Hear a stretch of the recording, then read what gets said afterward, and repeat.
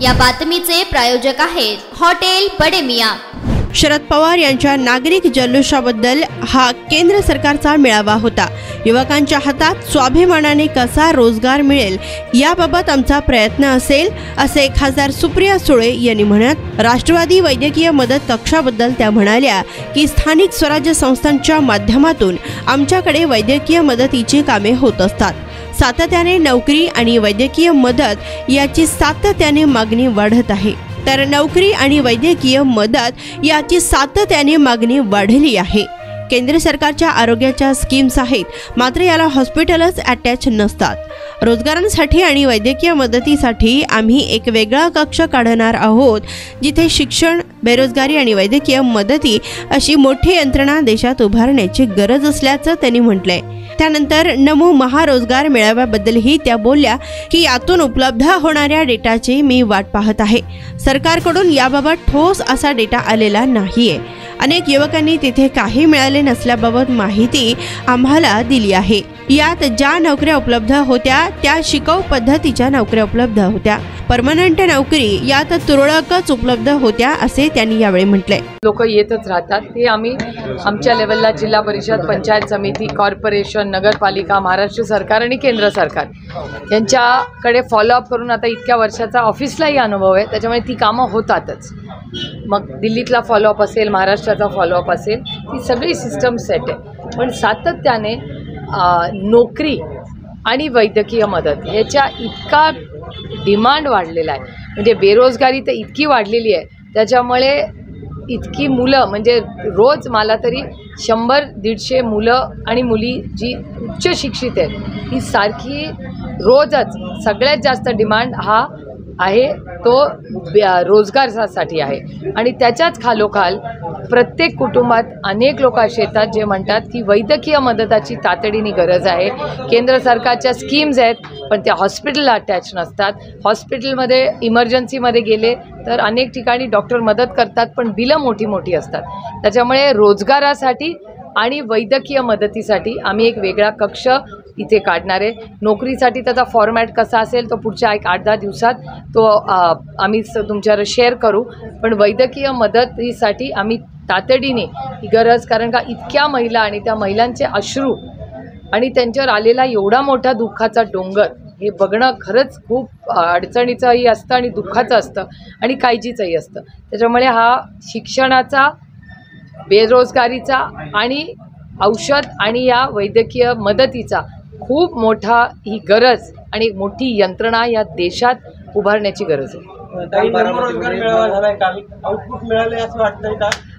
मी त्या डेटाचीच वाट बघते आहे, कारण का अजूनही माझ्याकडे एक ठोस असा डेटा आलेला नाही सरकारकडून, आणि त्यांचं म्हणणं आहे की आज संध्याकाळपर्यंत सांगतील मला। पण एकूण जी मुलं मला आज भेटायला आली त्यांना मी विनंती केली की तुम्ही तिथे का नाही गेला, ते म्हणले ताई आम्ही तिथेच गेलो होतो, तिथे काहीच आम्हाला मिळालं नाही म्हणून आम्ही परत तुमच्याकडे इथे आलो। त्यामुळे त्याचा आउटकम काय आहे, म्हणजे एवढा खर्च केला काल सगळा, पण त्याचा क्वांटिफाईड काय आहे हे अजून माझ्या हातात तो डेटा आलेला नाही आहे। त्याच्यामुळे मी वाट बघते की या मेळाव्याचा आउटकम किंवा आउटपुट ज्याला क्वांटिफाय करता येईल, आपण म्हणता येईल, तो त्याची वाट बघते।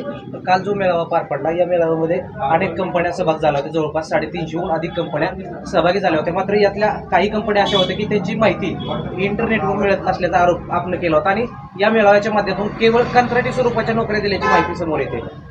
जास्तीत जास्त नोकऱ्या तो फॉर्मॅटही मी काल मागितला होता, त्या सगळ्या ज्या नोकऱ्या होत्या त्या ॲप्रेंटिस किंवा ट्रेनीच्या जास्ती होत्या। परमनंट नोकऱ्या अगदी खूपच तुरळक होत्या म्हणताय। त्याच्यामुळे या मेळाव्याचं मला तरी अजूनही वाटतंय की संध्याकाळी सगळा डेटा हा आपण, मला वाटतं 5-6 वाजता जेव्हा संपेल तो मेळावा, त्याचा क्वांटिफाईड डेटा आपल्याला मागवावा लागेल। कालचा मेळावा जो तो महायुतीने आयोजित केलेला होता, मात्र पवार साहेबांच्या एंट्रीनंतर जल्लोष झाला आणि त्यानंतर वातावरण बदललं।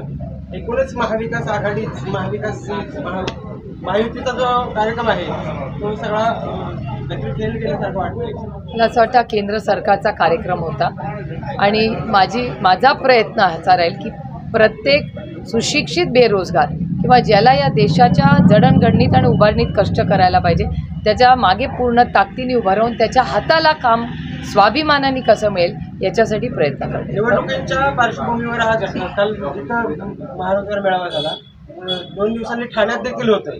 निवडणुकींच्या पार्श्वभूमीवर कुठेतरी युवकांना गाजर दाखवण्याचा प्रयत्न आहे. बघा, तुमच्या प्रश्नाचंच माझं उत्तर. तुम्हाला गाजर शब्द इलेक्शनच्या आधी घेतलेले मेळावे हे बघण्याची विचारण्याची इच्छा होते, याचंच माझं उत्तर आहे. रुपाली चाकणकरांनी असं म्हटलं आहे की पक्षात महिला जरा स्वकर्तृत्वावर पुढे जायला लागल्या की त्या डोईजड होतात आणि त्यांना पक्षातून बाजूला केलं जात आहे, असा आरोप त्यांनी तुमच्यावरती केला.